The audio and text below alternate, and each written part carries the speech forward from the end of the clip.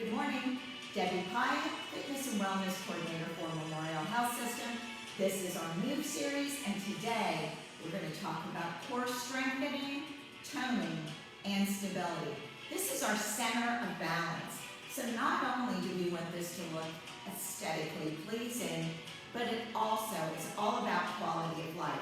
If your balance is starting to fail you, you need to strengthen this core.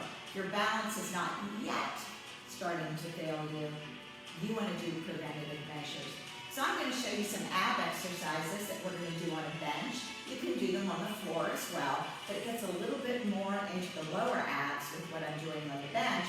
I'm going to show you the proper way to use the stability ball, and then I'm going to take you down on the floor and show you how to elongate those muscles to flatten out that tummy and to help to strengthen and rehab low back.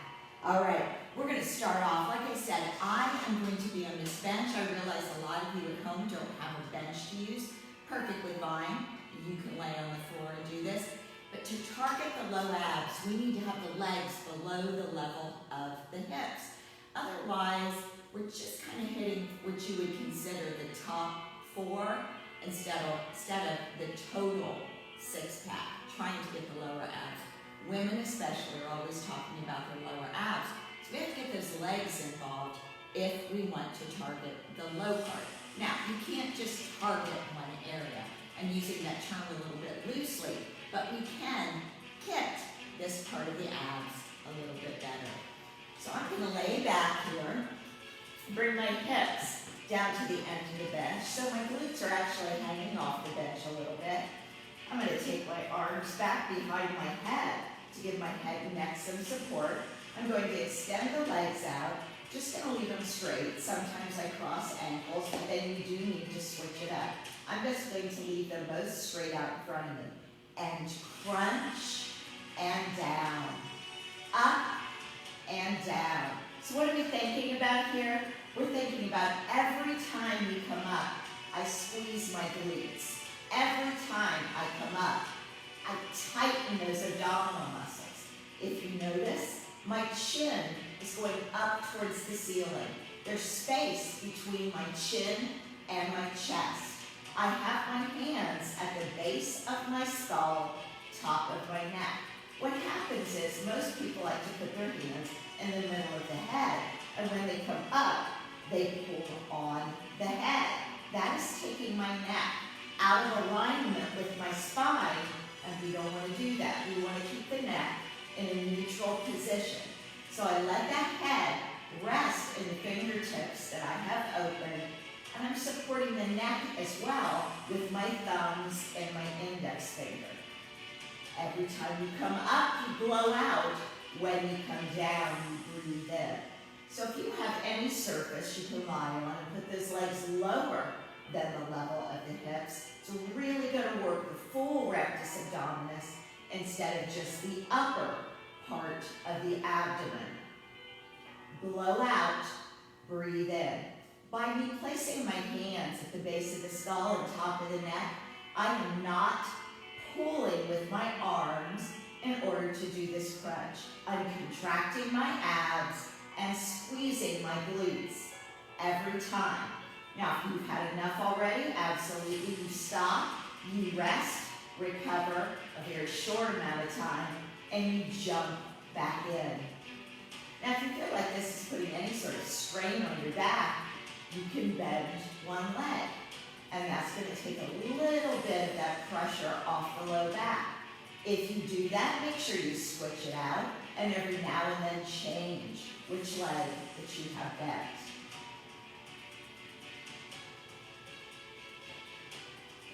Like I said, if you're crossing ankles, which I normally do, about halfway through your set, you do want to switch the placement of which leg is on top. Make sure you're inhaling as you go back. So we're just lifting head, neck, and the top part of the shoulders here, pushing upward toward the ceiling. I go until those muscles get fatigued. I'm sure you've noticed I'm not counting. I'm just going to go until my abs are really feeling it. If your neck starts to feel it, Put some pressure in those fingertips into the neck to help support it.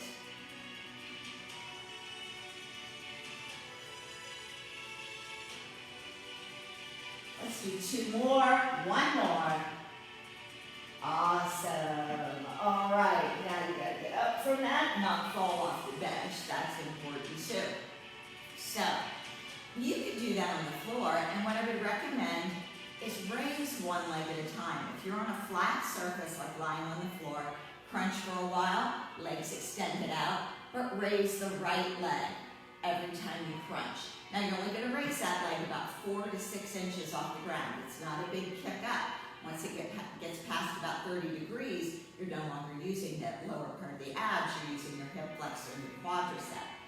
So do a few with the right leg raising on every crunch, then switch it out and do a few with the left leg raising. That's only if you're on a flat surface. If you're up here, you have those low abs already engaged. All right, now I'm going to grab a stability ball, fitness ball, Swiss ball. They are called many different things, but the ball that will hold your body weight. Now, a lot of people, number one, get a little bit fearful when they get on these if they're going to lose their balance. Let me tell you how to start using them. Is the farther apart you have your feet, the more stable you are going to be. The closer in that you put your feet, the harder it is because the more wobble room you have. Feet all the way in really ups the game. So if you're moderate to advanced, bring those feet in closer. If you're just beginning, this makes me feel pretty stable here. I don't feel like I'm going to fall off of it. Now, when you go back to do crunches, what you want to think about is, first of all, how is your back right now? Does your back have issues? If it does, you want those hips farther off the front of the ball. Now that's going to shorten up your range of motion, but you have to start where you're at. You don't want to think, well, I'm going to use more range of motion to really target those abs and end up injuring the back more. So if you have back issues, you bring those hips off the front farther. So they're all the way down the front side of the ball. Now whenever I go to do these crunches, my range of motion is going to be shorter. Again, we're not coming up to a full sit-up because once you get past this point, it is hip flexors and quads that is pulling you up the rest of the way. Bad back, hips are off the front. If you don't have a bad back, you can set up higher on the ball, which is going to increase your range of motion. See how far I can go back over the ball? And when I come up, I'm almost just coming to a level position, parallel with the floor. I don't want to do a full sit-up. So we're going up and down with the same concept as I just talked about on the bench of squeezing the buns and the abs every time I come up, looking at the ceiling, keeping space between the chin and the chest, blowing out as I go up, breathing in as I go back. But I have a bigger range of motion here. My back is supported by the ball, but some people with a lot of low back injuries are just going to be safer to get those hips farther off the front and shorten that range of motion. Now in this position, you can extend out one leg. So you still feel a little bit of stability. You extend both legs out. That's a great way to target those low abs, but you also get a little bit more unstable. So it just depends where you are. You know what I say, you do you, baby. If you're new to using a stability ball, feet are apart wide, and this makes it a more solid base for you where you don't feel like you're going to fall off. Squeeze the buns, squeeze the abs. Every time you come up, keep space between that chin and that chest, and do not pull the neck out of alignment with the spine.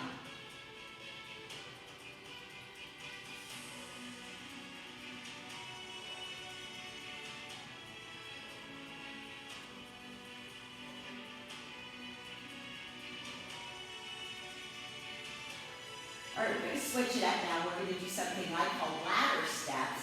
I feel it engages the abs a little bit more.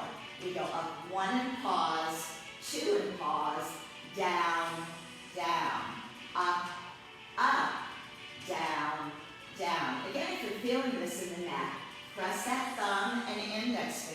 into the neck to give it support.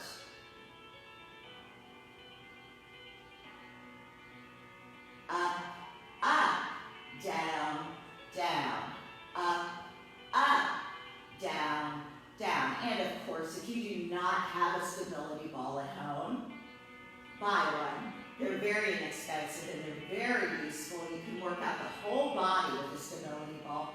Plus, it helps to improve your balance.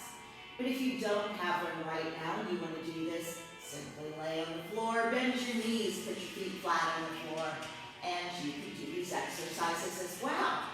You can extend the legs out straight on the floor, crossing those ankles.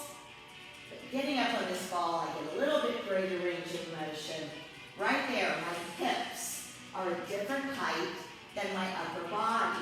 So therefore, it is engaging low abs, and that's what today is about. Up, up. Now we're going to switch it. We're going to climb up 3 and come down on 4. 1, 2, 3, and back. 1, 2, 3, and back. 1, 2, 3, and back. 1, 2, 3, and back. Now this is not constant movement. These are ladder steps, so there's a breaking point with every part of that crunch. 1, 2, 3, and back. 1, 2, 3, and back. Last one. 1, 2, 3, and back. Hang over the ball. This is great for stretching that back out if you have back issues. You can bend over this way, you can actually flip around and put the stomach down on the ball and hang over. Helps to elongate that spine, get some circulation flowing. All right, so we did bench for low abs. We did stability ball for low abs. Now we're going to come down to the floor. And this is some of the newest research out about abs. Is when you crunch, think about the human body, the anatomy. When you crunch, you're actually wadding up any fat that's there, plus the muscle tissue, and it kind of binds up and then expands. It contracts and expands, but we're pushing stuff out. So a lot of the latest research says elongate to flatten those muscles. If you're not using proper form by squeezing the glutes and tightening the abs, actually make those abs real strong, but distend them. We don't want to do that. We're trying to flatten them out, lengthen them, which helps to keep space between those vertebrae and helps support the discs. So I'm going to show you something that elongates the abs, but still works them to help to support the core. Now, the reason I said this is also back therapy is all day long we have bad posture, me included. We're not thinking about it 24/7. Whether we're standing or whether we're seated, we have a tendency to round over. Well, we're supposed to have a low lumbar curve, and we lose that because of our bad posture. That causes not only back issues, but then it's going to reflect and appear in hip problems, which then goes to knee problems. And all maybe we really need to do is get that low lumbar curve a lot stronger. So these arches I'm going to show you will help to use the full length of the abdominal muscles, the rectus abdominis, from here all the way down. We're also going to hit those obliques and transverse muscles that come through here. But every time we do these arches, we're going to recreate that low lumbar curve, which is back therapy. It's retraining those muscles to do their job, to hold those discs in place, to create support so we have separation between the vertebrae. Now, I have my mat doubled because we are going to go down on our knees. If you're somebody that has knee trouble and says, I can't get on my knees, put 2 pillows on the floor. That will give those knees support. So I always double them up so I have a little bit more support. My knees are straight down from my hips, so my knees are apart. Now, loosen that body up a little bit, and we're going to do a twisting motion with an arch. Reach back and touch the heel, and I look back at the foot. I come back up center. To the other side, reach around, touch the foot. Look at this arch, recreating that low lumbar curve, and back up. Make sure every time you come up, you clench the butt cheeks and squeeze the abs. Here we go. Right, up, left, up, right, up, left, up, right, up, left, up, right, up, left, up. Now as you're doing this, multitasking at its finest, we are also stretching out the hip flexors and the quadriceps. So you're going to feel tightness through here, and if you are feeling tightness through there, that means those areas need addressed, because that is going to change the way we move if these are tight all the time. When we change the way we move and don't move in the manner that our body is used to, that puts us at risk of falling. Changing the stride length, not lifting the foot as high. That all is a high risk for tripping and falling.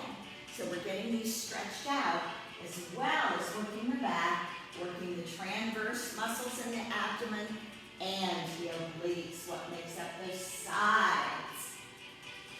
Arch back. Now as you do this and the body gets warmed up, you should be able to go back a little farther. Reach and turn. Reach and turn. Always looking back over that shoulder, feeling that stretch through the hip flexors and the quads. Now, we're going to go straight back now. Hands are going to go on the hamstrings, the back of the thighs, and we arch back and come up. Don't come up quickly, it'll make you lightheaded. Really feeling that stretch of my quadriceps and hip flexors. Lengthening the muscles of the abdomen. Squeezing the buns. Now release.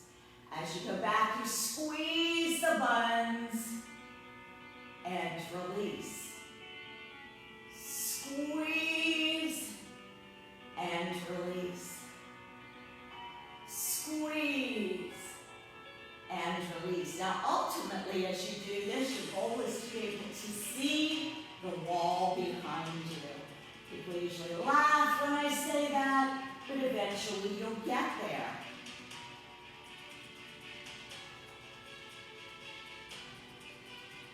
Squeeze those buns. Right now they're tight. When you get upright, you release them.